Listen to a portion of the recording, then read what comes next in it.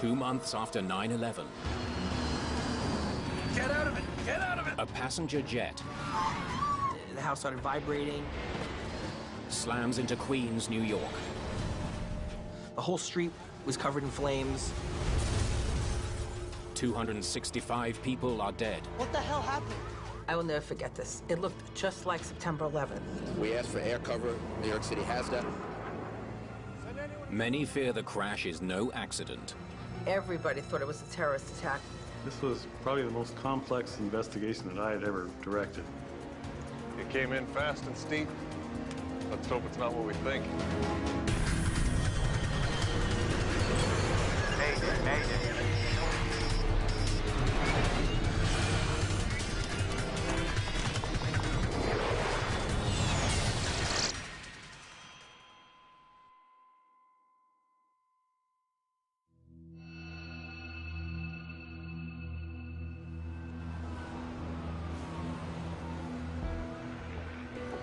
November the 12th, 2001. It's the Veterans Day holiday in the United States, a day off for many. But at New York's John F. Kennedy Airport, it's another busy day.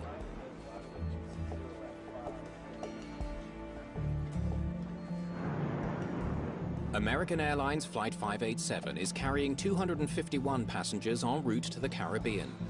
I always pack too much. The crew is preparing the plane for takeoff. Your leg, you check the rudders.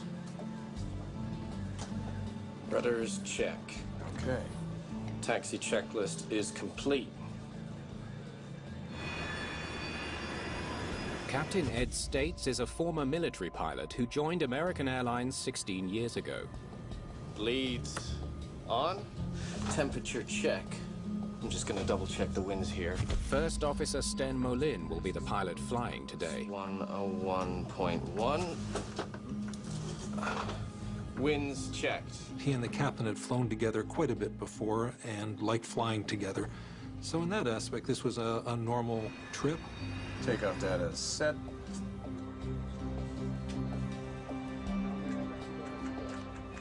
American 587, follow Japan Air, Boeing 747 ahead. Follow Japan Air, American 587. Well, ladies and gentlemen, at long Last, we're number 2 for takeoff. Immediately after takeoff, we'll be in a left-hand turn, heading for the shoreline. About 2 or 3 minutes, it'll be our turn to go. Flight 587's flight plan takes it out over New York's Jamaica Bay before heading south to the Dominican Republic. Everyone on board is looking forward to swapping the bleak November weather for the heat of the Caribbean. One passenger has even more reason to be thankful. 2 months ago, on September the 11th, Hilda Mayor survived the attack on New York's World Trade Center.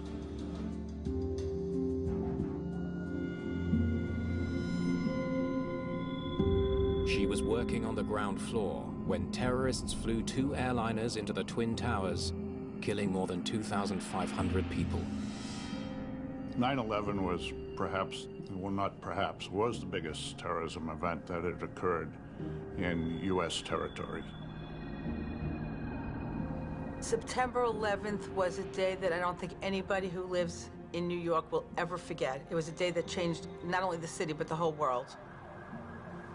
I think everybody was in a total state of shock. And I think that shock lasted for months and months and months.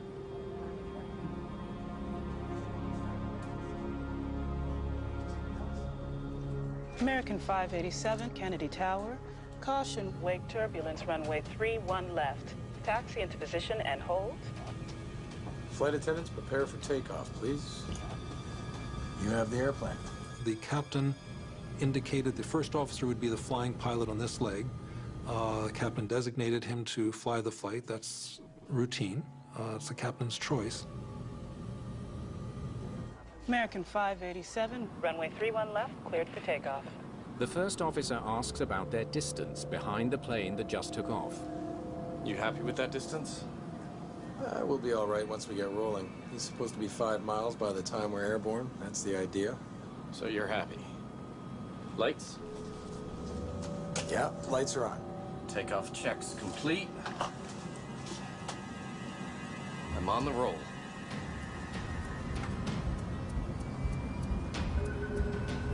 Thank you, sir.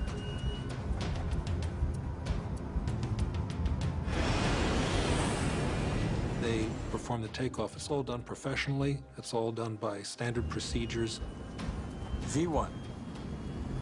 Rotate. Flight 587 lifts off at 9:14 a.m.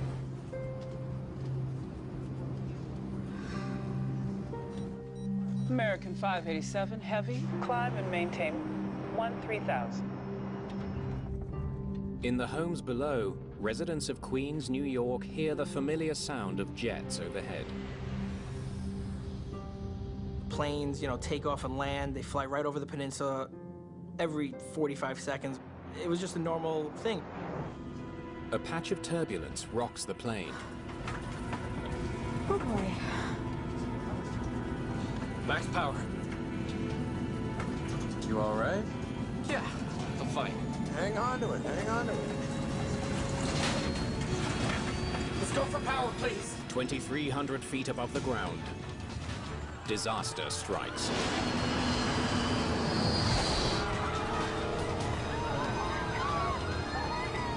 The plane is losing altitude and falling out of the sky. Holy crap.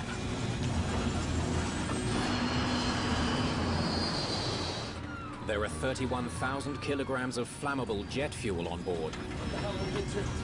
And the plane is heading straight for the houses of Queens, New York. The sound at first was just a normal airplane flying above. I was still in bed, kind of half sleeping, half awake.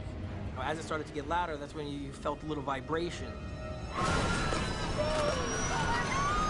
We're stuck in it.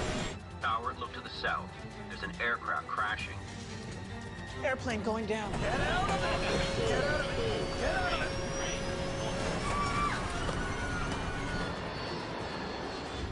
The house started vibrating very heavily. This all happened really quick.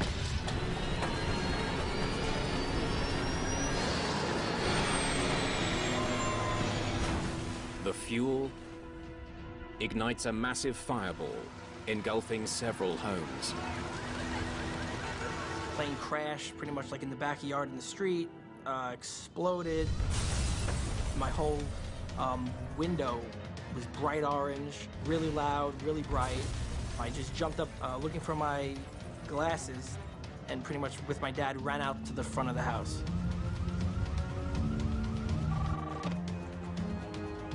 Are you missing any flights? American Airlines Flight 587. We ran out the front door. All I could see, because I didn't have my glasses, I couldn't find my glasses. The whole street was covered in flames. My whole side of my house was covered in flames, and there was just black smoke billowing up, like, really high. What the hell happened? I remember looking back into my house, and the whole kitchen area was just black. It was all thick black smoke already. Fire rips through the quiet neighborhood, and a city still in shock from the events of 9/11 is plunged back into fear and chaos. See my eyes and I scream, everybody go out! Just back up. It looks like a war zone. Jason's mother, Lois, is driving to work when she gets the most terrifying call of her life. My husband was screaming hysterically into the phone, "The house is burning down, the house is burning down, come home." And in those moments, I went into a state of panic, thinking I didn't know where Jason was. I drove towards Rockaway, and I will never forget this. It looked just like September 11th.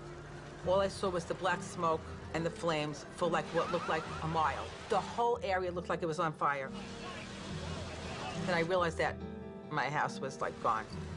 And I was just I was in total shock. We're over here! I heard Mark and Jason scream, "We're over here." And I turned around and I saw them and I ran over and I almost fainted. Then I remembered screaming to them, "What happened?" And they're telling me a plane crashed.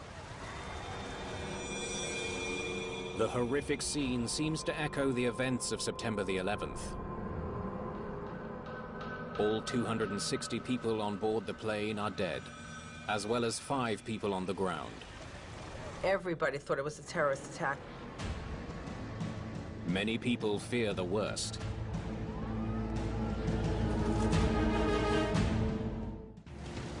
After learning a plane has crashed into Queens, New York, Mayor Rudy Giuliani tries to reassure the public. Just talked to President Bush, and we talked to his chief of staff. We asked for air cover. New York City has that. The airports have been closed for a while, and I talked to the governor, and just as a precaution, we're going to close the bridges and tunnels for an hour or two. I thought it was a terrorist attack because I couldn't imagine a plane just falling out of the sky. Why would anybody want to crash a plane into Rockaway? For the second time in 2 months, New York airports are closed. All flights are grounded, stranding thousands of terrified passengers. Fearing the crash is another act of terrorism, the FBI immediately sends a team of agents to investigate. Send anyone who saw what happened over to me, okay? Barry Morn is the assistant director of the FBI's field office in New York City.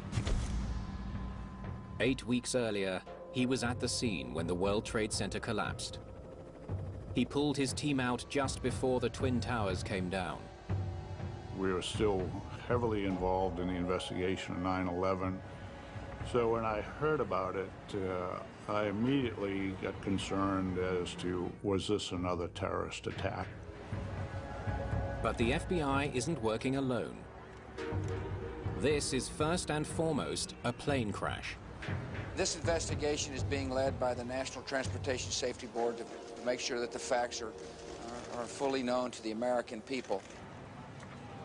The NTSB sends its own team of experts to Queens. They face a daunting challenge. A passenger plane and 4 houses demolished. The two agencies are searching for clues that are going to be very hard to find. This was probably the most complex investigation that I had ever directed. Robert Benson is a 17-year veteran of the NTSB. He has investigated 30 major accidents. He's in charge of a team of 21 investigators. We like to think we enter any investigation with an open mind, but we're all human beings. And this accident occurred so close to the tragedy of 9/11 that we naturally jumped to conclusions. Then we had to force ourselves to back up and carefully study the evidence. Make sure it's all in one place. Murphy, how are you? Inspector Murphy, Agent Mon, FBI. Investigator Brian Murphy is the NTSB's structures and materials expert. He's a veteran of many crashes, but this one hits close to home. He has close ties to this neighborhood. I hadn't given it much thought until I had seen the church where we'd buried both of my grandfather and my grandmother. St. Dennis is right there. So, and then it came back, and when I walked over to 129th Street, I remembered, you know, being a kid, and my cousins and I were all there. It came in fast and steep. Let's hope it's not what we think. The NTSB and the FBI will work the crash site together until one important question is answered. Was this terrorism, or was it an accident? Airplane parts go in the bins. Everything else stays here for now. The crash site is a chaotic mixture of household debris and plane wreckage. Sorting one from the other is a difficult task. Sorting between home and airplane has to be done. I don't want to take all of the 5 homes home with me to sort through. I mean, you want to try and do as best a job you can while you're on site to make sure you isolate airplane, and you also don't want to leave any airplane behind. Definitely not from our plane. Thanks. We've been doing this a long time, of course, and we can recognize an airplane by only looking at about 10% of it. But to a layperson, the destruction of the fuselage and the wings was so great that I would venture to say a layperson would have trouble recognizing it as an airplane crash. Flight 587 crashed into a densely populated neighborhood. Hundreds of people saw the plane come down and are eager to tell their story. I heard a noise, I looked up in the sky, I saw a plane, I saw fire coming out of it. The plane blew up in half, it blew in the air. I was half asleep. It's a sound that got me up. It was real loud. Witness reports fuel concerns this was a terrorist attack.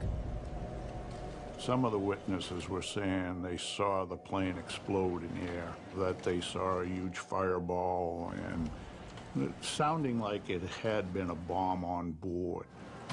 If there was a bomb, there should be evidence of it in the debris. Experts would be physically examining all of the parts of the plane to see if there was any indentations or outward movement of the plane indicating that the explosion was inside and pushed everything out. Any chance this plane exploded from the inside out? And they weren't finding any of that. The twisted metal reveals no evidence of an explosion.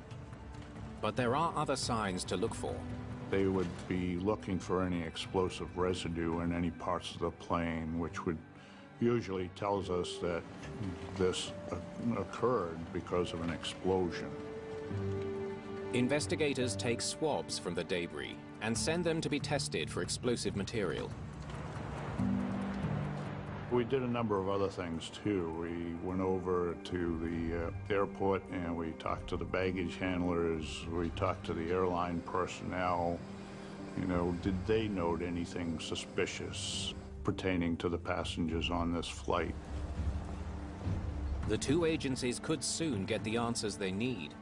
Within a day of the crash, searchers find both the cockpit voice recorder and the flight data recorder. Hallelujah. Now let's see what secrets those boxes hold. While investigators wait for the data to be downloaded, they continue examining the wreckage for clues. But not all of it is at the crash site in Queens. We found the vertical stabilizer miles and miles away. The vertical stabilizer has been found in Jamaica Bay, between the airport and the crash site. The location tells investigators it broke off while the plane was still in the air. So that was a good first step for us. The vertical stabilizer is part of the tail. Along with the horizontal stabilizer, it's critical for stable flight. The horizontal stabilizer and the vertical stabilizer are almost like feathers on a dart. They keep the aircraft going in a straight direction. You can't fly without a tail. I mean, you can't. The airplane's going to go down. There's nothing you can do about it. Get that tail to the hangar so we can get a good close look. To seasoned air crash investigators, the discovery hints that terrorism did not cause the crash. The fact that we saw early on the vertical stabilizer separated from the wreckage by many miles led us to an initial hope that it wasn't a terrorist act, because it would be very difficult for a terrorist to manage to blow the vertical stabilizer off of an aircraft. NTSB investigators are under pressure to find answers. If this wasn't an act of terrorism, there could be a flaw with the A300, one of the world's most popular planes. It's a frightening prospect. That caused us, in our minds, to accelerate the pace of the investigation a bit because the aircraft was not grounded. We had reason to do the investigation thoroughly but quickly. Let me see rudder, airspeed, and yaw in real time. Investigators pin their hopes on the flight data recorder.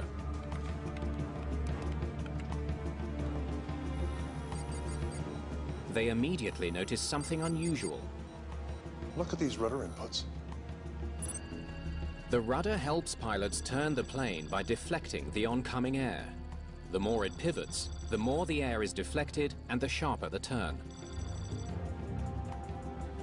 What is going on? From the flight data recorder, we discovered that the rudder had been moved back and forth rapidly several times. We didn't know why. Could have been caused by the pilots, one or both perhaps, reacting to something. Investigators are intrigued. It looks like the pilots were having trouble controlling the plane during the last 30 seconds of the flight. A few seconds later, the plane pitches down suddenly and accelerates. The dramatic motion can only mean one thing. This is the moment the tail came off the plane. Here they go with the rudder, and then 7 seconds later, the stabilizer snaps off. I don't get it. Investigators hope the plane's cockpit voice recorder will tell them why the pilots were having so much trouble controlling their plane. You ready to go? And why the plane's tail came off in midair. The CVR is an amazing device. It's a digital tape recorder that records all noises in the cockpit and noises even some outside the cockpit. They listen to the last few moments of the flight. If a bomb brought down the plane, they should hear the sound of the explosion. Little wake turbulence, huh? Yeah. Investigators listen as the pilots discuss hitting the wake from another plane. It seems Molin wants more speed to help them fly through it. 250 knots, thank you. Max power. You all right? Yeah, I'm fine. Hang on to it. The investigators listen for the sound of an explosion. We heard loud pops and snaps, and especially loud noise. 1558. That's the tail coming off. They match the timing of that sound to the FDR data. And we could pinpoint exactly to the second when the vertical stabilizer came off. Holy crap! What the hell are we into? We're stuck in it! Get out of it! Get out of it! Get out of it! Onboard explosions also have a distinct sound pulse. I didn't hear anything that sounded like a bomb. And we didn't hear that on the CVR. There's nothing on the recording to indicate a bomb exploded on the plane. Not only that, but lab results confirm there's no trace of explosives on any of the debris. No signs of an incendiary device being on board. No claims of credit. No suspicious activity either at the airport or even with the passengers themselves.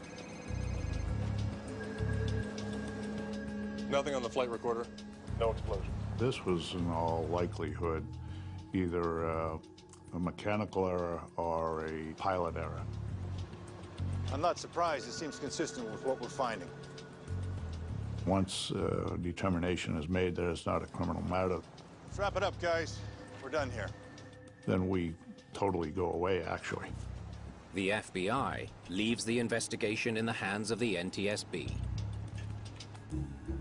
Once we could eliminate a terrorist act,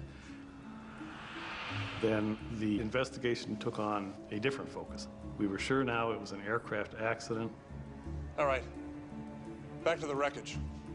Let's figure this thing out. Investigators are faced with a puzzling question. How does a vertical stabilizer just fall off? I've been investigator in charge of the NTSB for, at that time, 20 years or so, and I had never seen anything quite like this.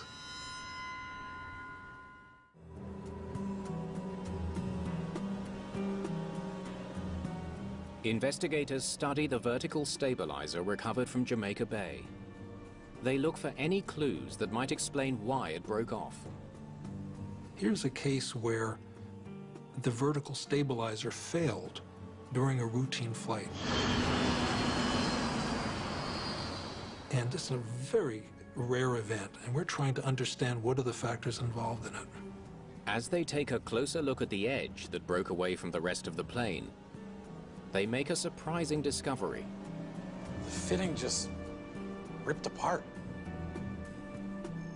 The vertical stabilizer is attached to the plane mainly by 3 pairs of fittings. For some reason, they all failed. It's a confounding discovery. The stabilizer is made of a modern composite material that's designed to be stronger than steel. Perhaps its strength has been overestimated. It was actually the first accident that we had investigated where a large composite component had failed. So that became a question in our minds. Composites are made by fusing more than 100 layers of carbon and glass fiber. Because they're both strong and lightweight, they're increasingly common in aircraft designs. Almost all aircraft, you're going to find some type of composite material on that airplane somewhere. Boeing plans to use carbon composite as the primary material for its new 787 Dreamliner. If composites can fail so easily, it could jeopardize the lives of thousands of people and cripple the airline industry. If it was a structural failure, it would affect not only the accident aircraft, but the entire Airbus A300 fleet. So if there was a design flaw in the aircraft, we needed to know that very, very quickly. Investigators comb through the manufacturing records of the downed A300. They discover some disturbing information about the stabilizer mounts. An investigation of the early manufacturing build records from this vertical stabilizer did reveal that after it went through its inspection, it actually was noted and determined that there was a large delamination. Delamination is the separation of the hundreds of layers which make up the composite. In other words, the material literally begins to peel apart. You would see a reduction in the strength of the overall piece of structure, quite possibly due to that delamination. Airbus had to repair the part before the plane was delivered to American Airlines. If the laminate failed before, perhaps it failed again. What you're worried about in your composite structure is barely visible impact damage. Cut it here, send it to the lab. Damage that's not able to be seen by the naked eye.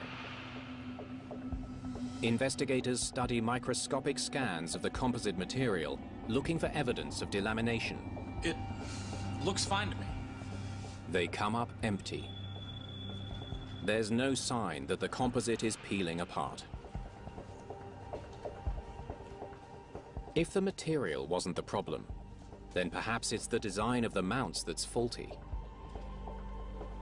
To test the design of the stabilizer mounts, investigators enlist the help of the manufacturer. Airbus was a great party to the investigation. They were very eager to get an answer, very eager to defend their product. All right, ready to start the test? Let's go. Investigators want to know if the fittings really can withstand 100,000 pounds of force as they're meant to. Stop it there. 100,000 pounds in holding. So far, so good. The fitting has met its design requirements. So this, in essence, confirmed the fact that the design of the vertical stabilizer attach points was good. But the test isn't over. Let's keep going. Investigators apply more pressure.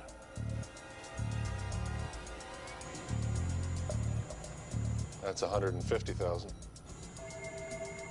They want to know exactly how much force it must have taken to snap the tail on Flight 587. Let's keep going. In dramatic fashion, they have their answer.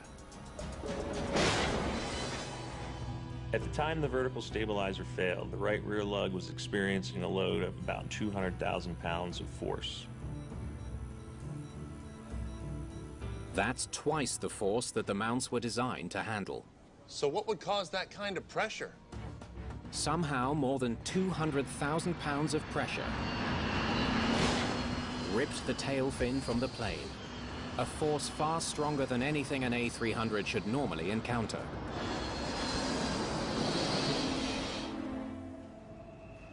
We knew, of course, from listening to the air traffic control tapes that the accident aircraft took off a minute and a half or 2 minutes after a JAL, Japanese airline, Boeing 747. A little bit of wake turbulence, huh?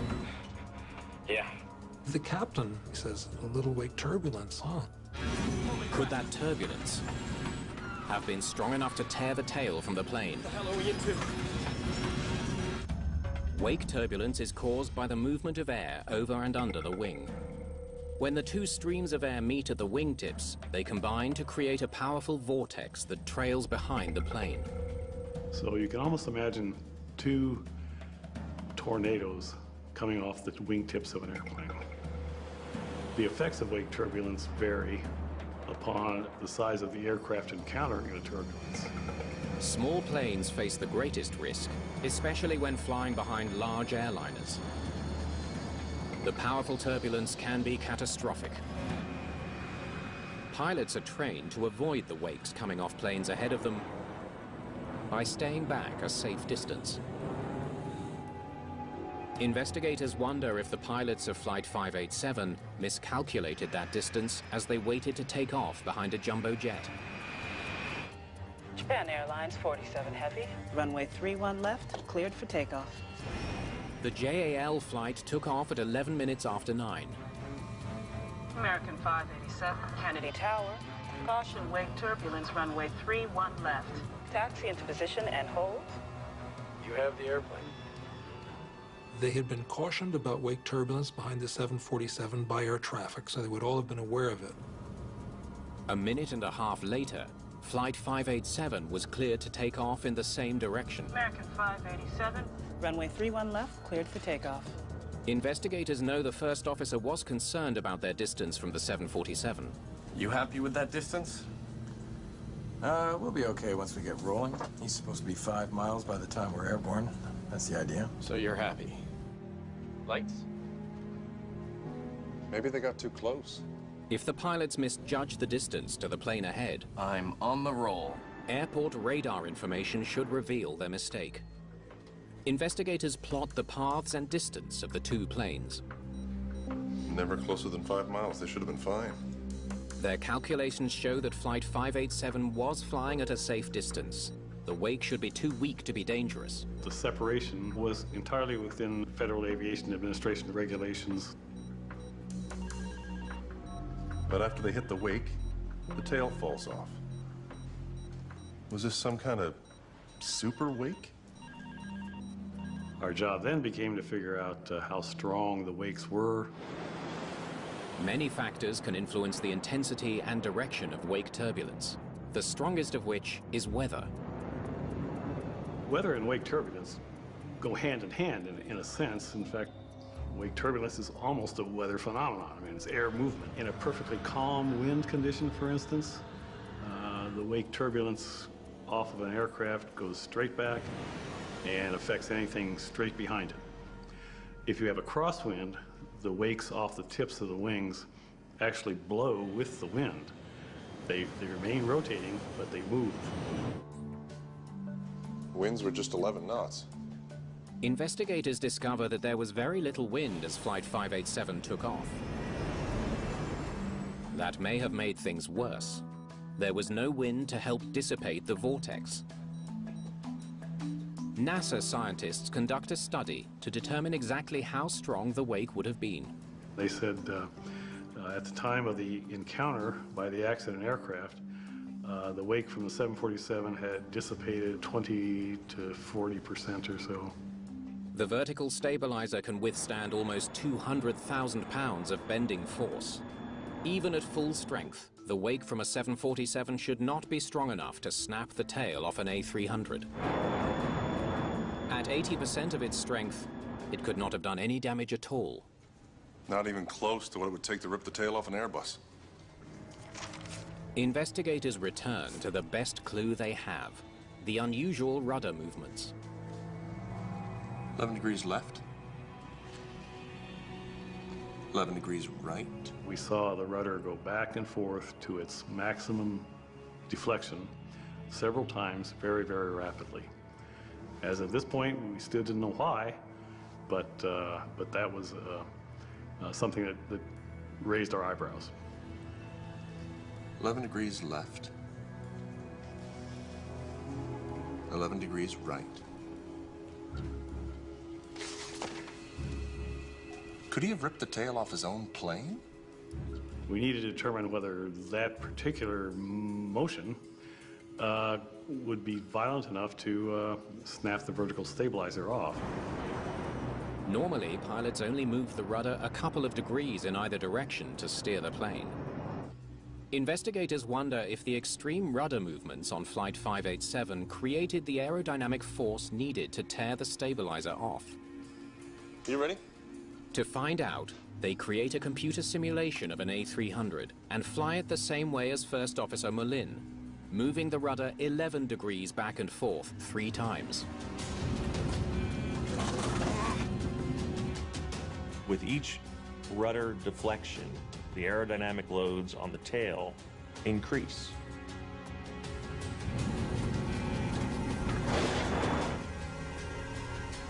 There. That would have done it.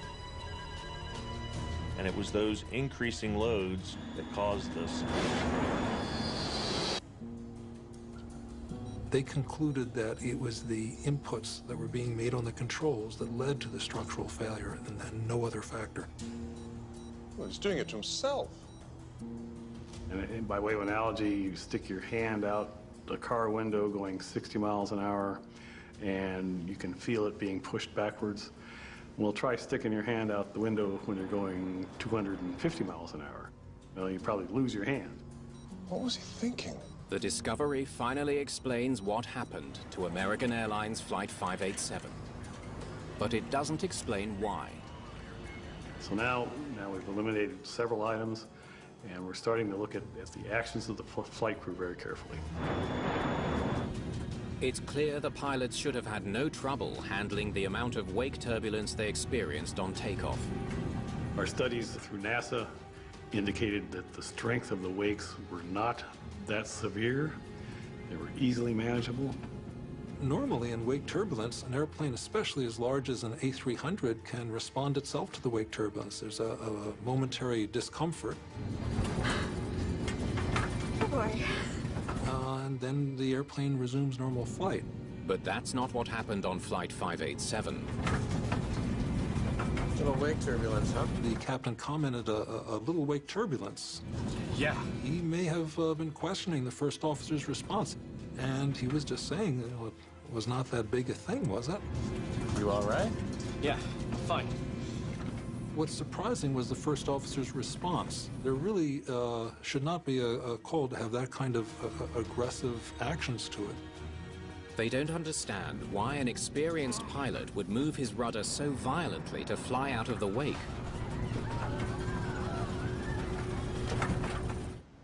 Investigators talk to pilots who flew with Molin. You take a seat. They make a surprising discovery. We began to suspect that the first officer overreacted. Tell me what happened. There was one unusual aspect that was disturbing, that he had a history of responding very aggressively to wake turbulence. He did the same thing 7 years ago. He moved the rudder pedal quickly back and forth. The captain said that he was shocked by this. He was overworking the rudders. He said, "Why did you do that? Why did you respond like that?"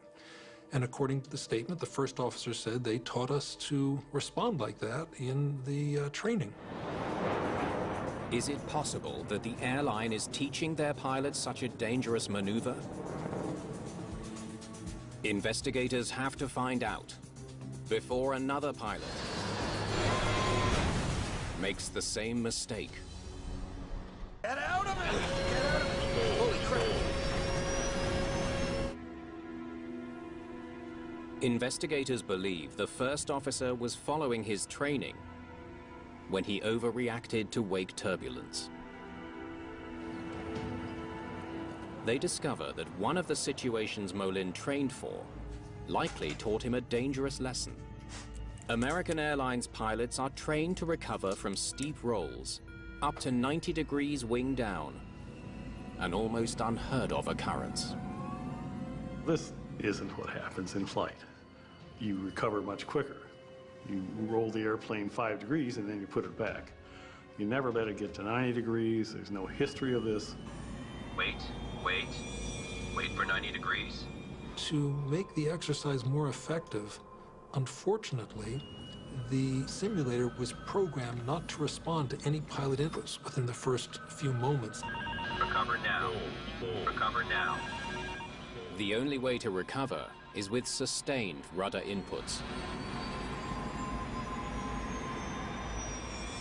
That's the situation I never want to be in. Investigators wonder what trainees were told about the cause of the sudden upset. And what did they say would cause such a situation? Well, that explains everything. It was an example of training that did not equate to reality. They learned that some trainees were presented with an impossible scenario. For this drill, there's a Boeing 747 just ahead of you. When you encounter his wake, the upset will begin. They were told that wake turbulence would induce the sudden roll. The wake turbulence rarely tilts you more than 10 degrees in any direction, and it's easily recoverable. Unfortunately, the exercise was exaggerated. The airplane banked one direction a little bit and then went very strongly to 90 degrees, which is a tremendous bank in the opposite direction. We determined that they were actually providing, inadvertently, providing some negative training to their pilots. That led us to the conclusion that he overreacted, and we had the reasons why. Little wake turbulence, huh? Yeah. First Officer Molin was trained to believe that severe wake turbulence could cause a catastrophic upset.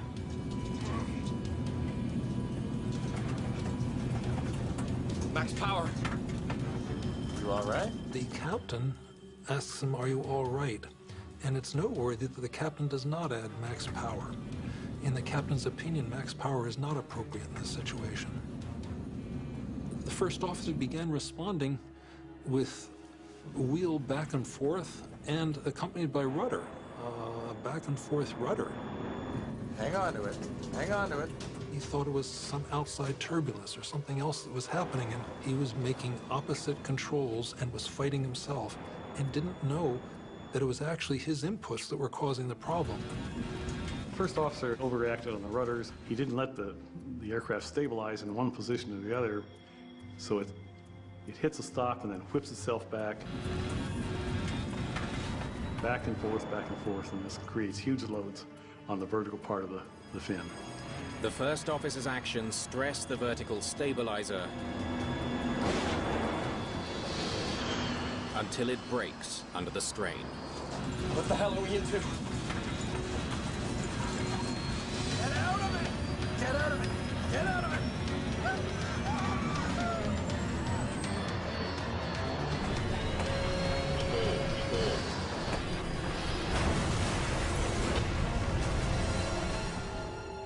After the accident, American Airlines changes its training procedures dealing with wake turbulence.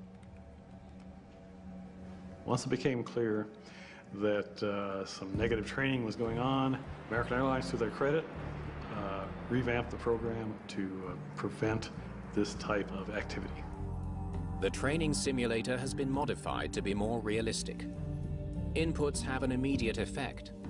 Pilots are now taught not to use the rudder at high speed.